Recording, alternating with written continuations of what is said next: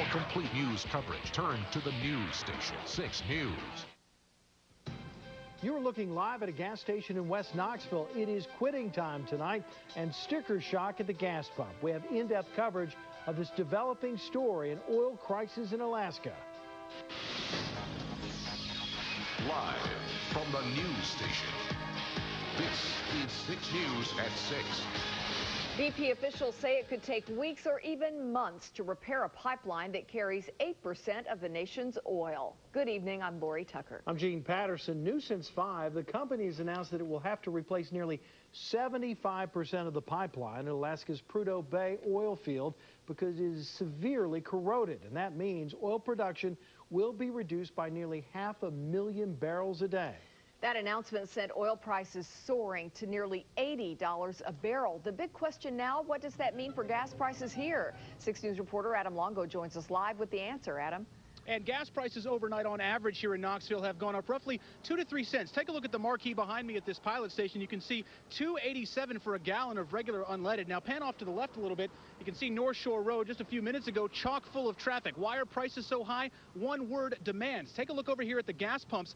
Pretty much all of them filled at this point, and they've been like that for about the last hour that we've been here. Now, it's not just a pipeline issue. It's not just demand. Also, geopolitical forces dictating the price of a barrel of oil. So the big question is, how high will prices go? And could we see gas as high as $4 a gallon?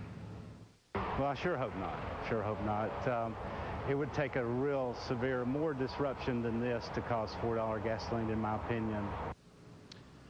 Now, there is another alternative to gasoline, ethanol, or E85. We've heard about it on the news for years, but how practical is it? We talked with that gentleman from Pilot about will that be in the Knoxville market anytime in the near future. You'll hear his comments tonight on 6 News at 11. We're live in West Knoxville. I'm Adam Longo, 6 News. All right, well, let's take a look at gas prices tonight. The average per gallon here in Knoxville, $2.91. That is up a penny from just yesterday.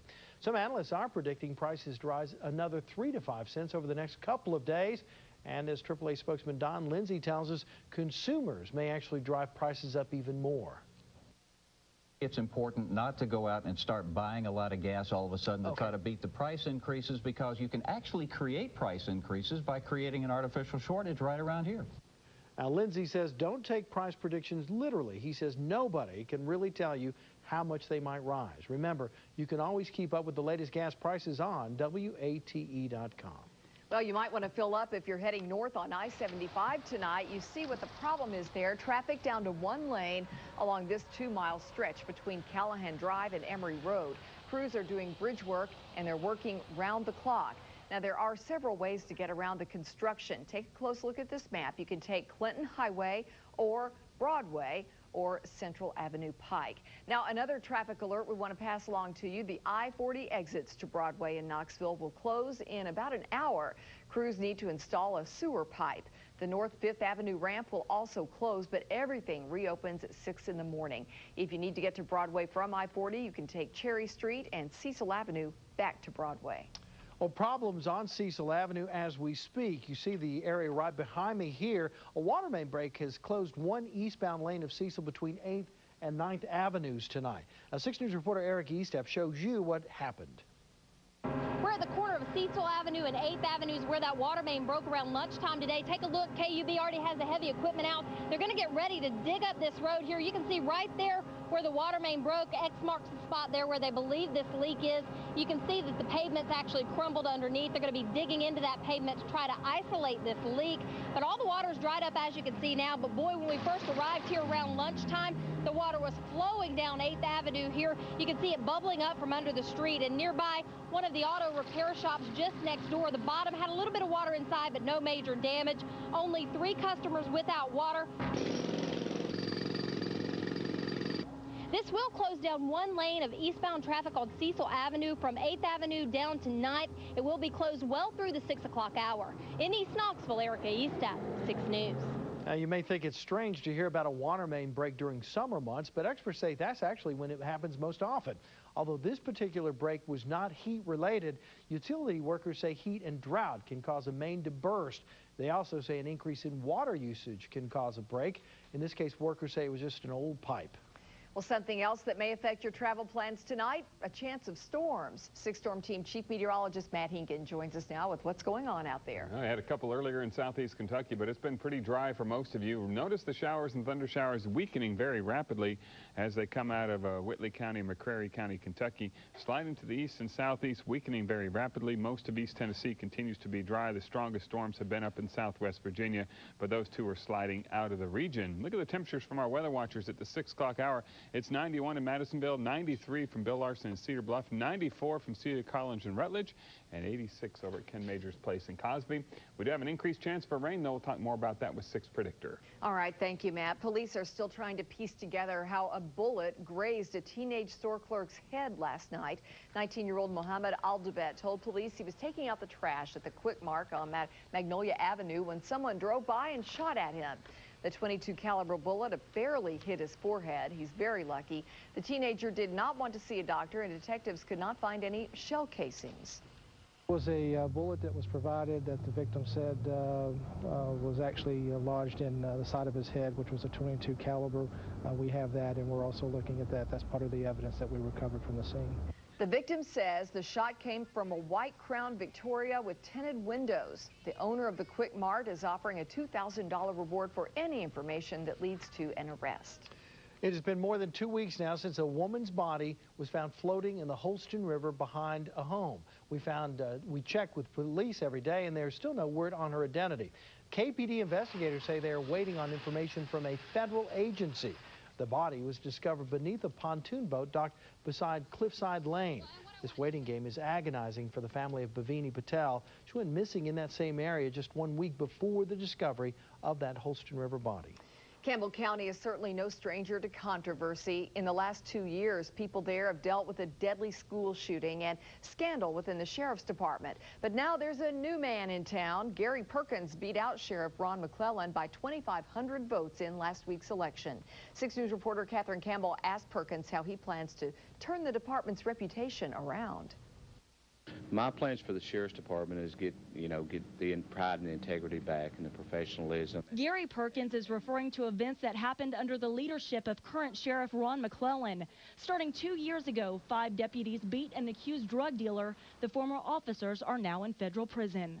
With the amount of corruption that was going on within the department, I felt like that, it is tarnished, and the people feel that it was tarnished because that's the way they voted me in. And many believe additional school resource officers were needed when high school student Kenny Bartley allegedly shot and killed an assistant principal and wounded 2 other administrators.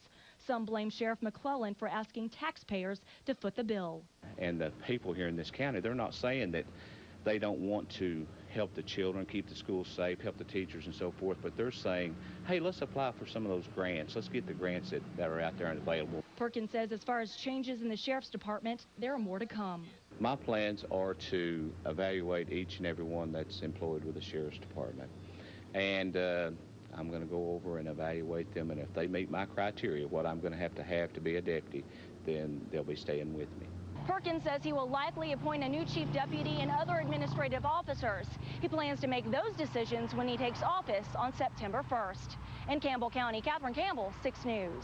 Well, the trial that will determine whether Michael's restaurant will lose its beer permit is on hold once again.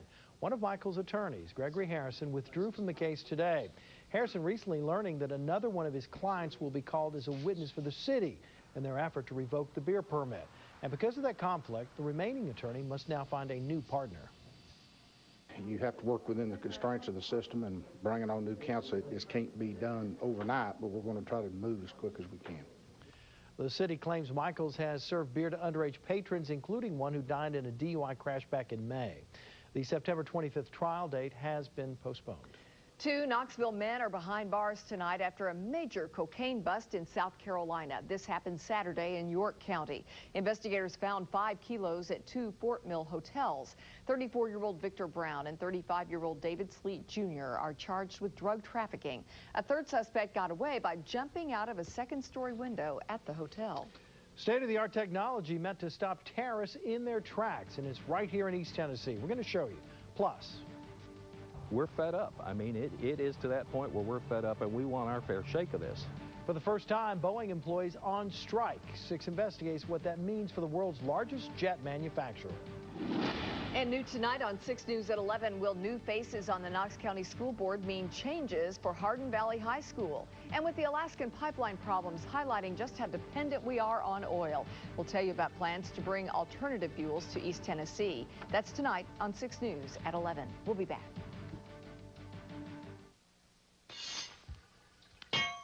The world. Well, to keep you safe, technology at its best, always on the cutting edge. For instance, just to get into a building, you might have to put in a code or a fingerprint, maybe even a retina scan. Well, now, as Good Morning Tennessee's Bo Williams found out, new technology is changing the face of security. We're on the campus of Pellissippi State Technical Community College. I want to show you the latest in biometrics. Say I walk into this room, we have this camera set up, and just like that, it's going to take an image of my face. As a matter of fact, it input all that information right into here. It is reading my facial features, trying to match it up maybe with another image to see if I should be here or not. Now, we should note, we've already inputted into this computer, I should be a person of suspicion. And just like that, you can see several red lines here, red bars, already detecting that I am a suspicious person, have no reason to be here. Matter of fact, we can play back what the camera just read in this video right here, and you can see, they can see exactly what I was doing when that image was taken. They get a better idea of what I was doing inside this room. So, Jeremy, you're playing this right now. It's reading all these images. How long does it take to detect whether or not a person should be there or not? The process takes about 2 to 5 seconds. So just like that, 2 to 5 seconds, you know whether or not someone should be on campus or at least in this room. They can then call someone, get them down here, and head me off at the pass before, or at least if anything, to find out exactly what it is I'm doing inside this room. So we should tell you, this is a base model, run you anywhere from $15,000 to $18,000, but of course, depending on how high tech you want to get, how many cameras you want to use, that number can escalate. On the campus of Pellissippi State, Bo Williams, 6 News. Oh, that is fascinating. Well, here's some news you may want to hear. The Dixie Chicks have canceled their Knoxville concert after slow ticket sales. The country group has also canceled shows in other cities like Memphis, Kansas City, and St. Louis. Now, the Nashville show is still on, but we're told it's been pushed back to late fall.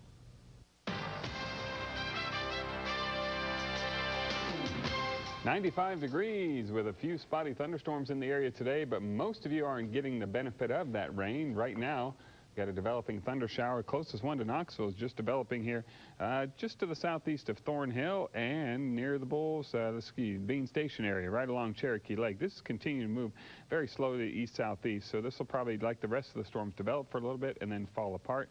If it holds together, projected to be toward Russellville at 639, Needmore 644 up to Whitesburg at 653, developing thunderstorm in that community. We have a few clouds overhead right now in East Tennessee, and what a way to cool off. How about this picture sent in to us from Linda Cox of Knox County up there in the Powell community? Got the grandson in there. That's Mario and Chaz. That's a good way to cool down. Hold your breath, kids. We got another chance for these showers and thunderstorms coming back to the area tomorrow afternoon, but tonight most of the shower and thunderstorm activity will die as the sun goes tonight.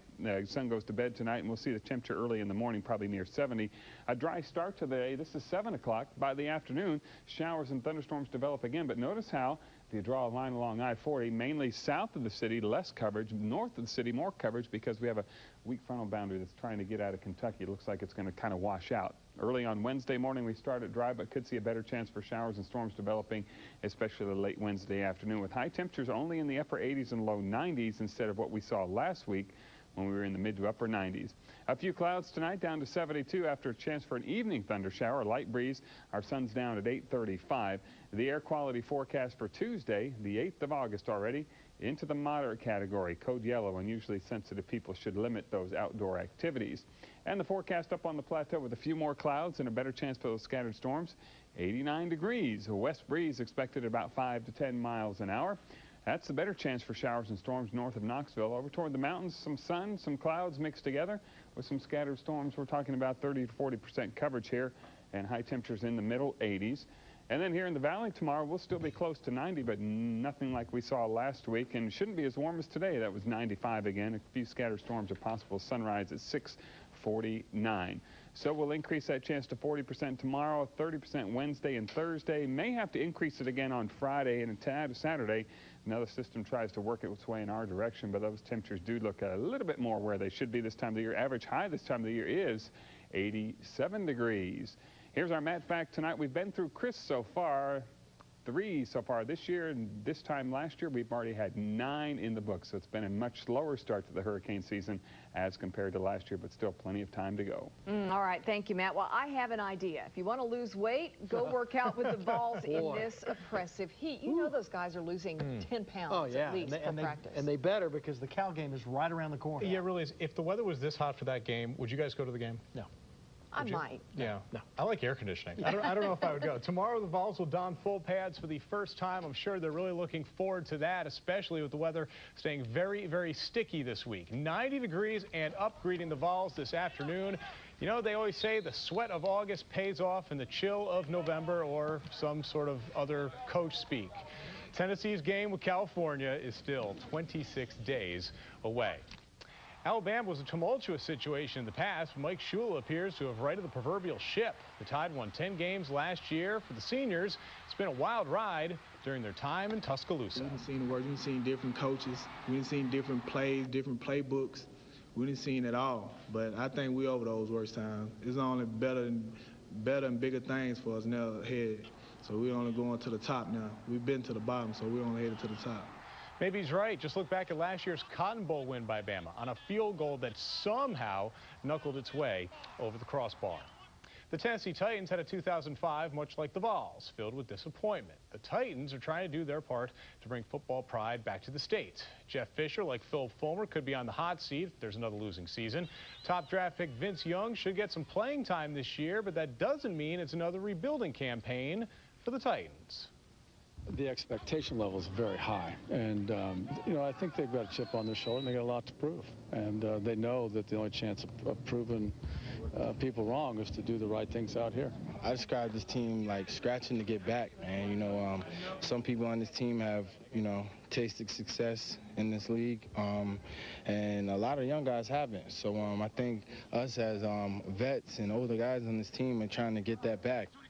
The Titans have another few days of practice in Clarksville before returning to Nashville for the rest of the preseason. Coming up, the Arizona Diamondbacks' gain is the Tennessee Smokies' loss. We'll explain. And no explanation necessary about the season Jimmy Johnson is having. He's good, and the rest of the sport knows it. The Tennessee Smokies lead their division by 2 games, so they certainly can't be happy that their parent club, the Arizona Diamondbacks, today traded 2 of their best pitchers. Garrett Mock and Matt Chico head to the Washington Nationals organization. Arizona is mortgaging the future for the present, getting Nats pitcher Livan Hernandez with the stretch drive. The D-backs 2 games out of first place in the horrible division known as the National League West. Hernandez has 9 wins and 8 losses this season. Jimmy Johnson is starting to enjoy racing at the hallowed track at Indianapolis a little bit more. 5 of the last 8 winners at the Brickyard have gone on to win the Nextel Cup Championship. Johnson won it yesterday. He thinks this is his year. I have so much pride in what we've done this year and what we've done today. I'm just, you know, content, happy, at peace. I don't know what it is, but I'm speechless, really ultimately speechless that we came back from today. This has been one of our worst tracks on the circuit. Jimmy Johnson now leads in the standings by 107 points. Back with more news after this. Wake up to today's top stories with Good Morning Tennessee. Weekdays from 5 to 7 a.m. You walk. Men's clothing furnished by Joseph A. Bank, Western Plaza on Kingston Pike, and in the Pinnacle at Turkey Creek. Shop Joseph A. Bank's summer clearance blowout for huge savings store-wide. Select suits now 50% off. And that's our time. Thanks for making us your #1 choice for news. Have a great evening. We'll see you back here at 11. Good night.